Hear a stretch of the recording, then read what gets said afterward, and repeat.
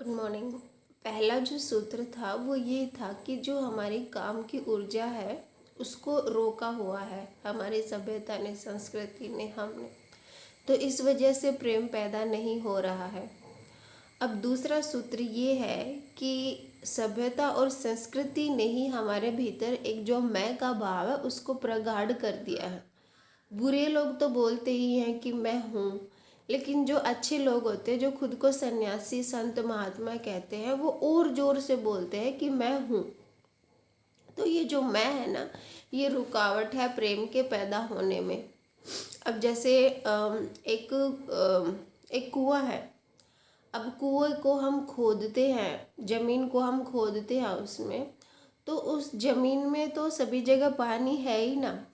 लेकिन हमें एक ज़मीन में गड्ढा बनाना पड़ता है, उसमें से मिट्टी, पत्थर, कंकर निकालने पड़ते हैं, और वो जो खाली स्पेस बनता है फिर उसमें पानी आता है।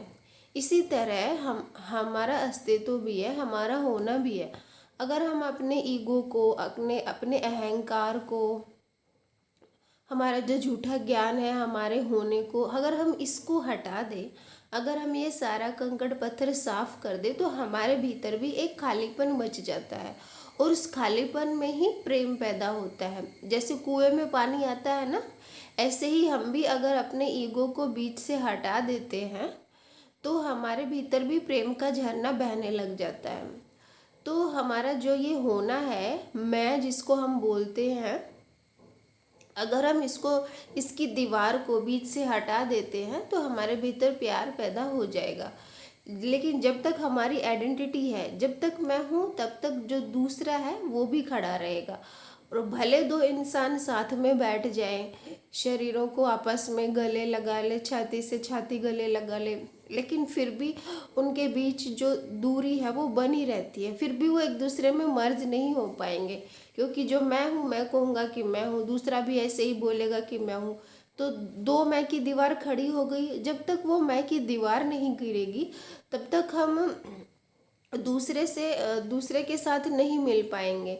उसका भी अहंकार खड़ा है, मेरा भी अहंकार खड़ा है। जब दो अहंकार टकराते हैं तो क्या होगा? प्यार थोड़ी ना पैदा होगा, वहाँ पे लड़ाई झगड़ा, ईर्ष्या, द्वेष यही पैदा होगा। तो सबसे पहले समझने की बात ये है कि ये मैं है क्या। ये पूरा यूनिवर्स मिलके, बहुत सारे पंच तत्व हैं और बहुत सारी चीज़ें ऐसी हैं जो सब कुछ मिलके, सारा यूनिवर्स मिलके मैं बनता है। अब जैसे मैं अपने शरीर से अपना हाथ अलग कर दूं, तो क्या मैं अलग हो गया? मैं अपना एक एक अंग अलग अलग करती जाऊं तो उसमें मैं कहाँ है? तो यही बात समझने की है कि अगर मैं जब पूरे यूनिवर्स के साथ मिलता हूँ तो वो परमात्मा कहलाता है, और मैं अगर किसी दूसरे व्यक्ति से मिलता हूँ तो वो प्रेम कहलाता है। तो जब तक हम अपने भीतर एम्प्टीनेस पैदा करने का नहीं सोचेंगे, तब तक हम ये एफर्ट नहीं करेंगे कि हम अपने भीतर से खाली हो जाएं।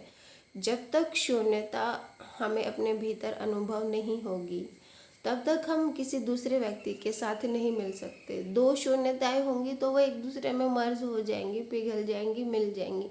लेकिन जब तक हमारे भीतर हमारा मैं है, हमारा अहंकार है, तब तक हम किसी और से प्यार कर ही नहीं सकते। तो पहला सूत्र ये था कि जो हमारी काम की ऊर्जा है उसको हम रोके हुए हैं। आप मेरी पिछली वीडियो देखोगे तो आपको समझ आ जाएगा। और दूसरा सूत्र, प्रेम के बहने में जो रुकावट है वो हमारा मैं है, हमारा अहंकार है।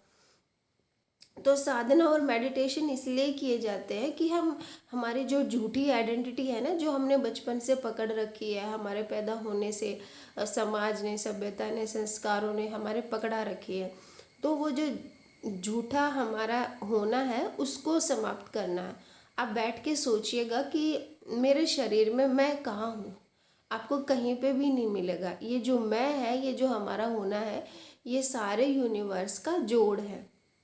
और जब ये बात समझ आ जाती है तो हमारा झूठा अहंकार समाप्त हो जाता है उसी पल, और हम सारे यूनिवर्स के साथ एक हो जाते हैं। हम हैं ही यूनिवर्स, बस हमारी थोड़ी सी समझने की देर है। तो अगर आपको आपके भीतर प्रेम का फूल खिलाना है, प्रेम की खुशबू पैदा होने देनी है, तो या तो अपने आप को बिल्कुल समर्पित भाव में कर दो कि कि सारा अस्तित्व ही रहे, मैं ख़त्म ही हो जाऊं, या फिर ऐसा करो कि आप खुद मिट जाओ, दूसरा ही रह जाएगा सारा, तो भी प्रेम पैदा हो जाएगा। लेकिन दोनों ही स्थितियों में इस मैं को अच्छे से समझना होगा।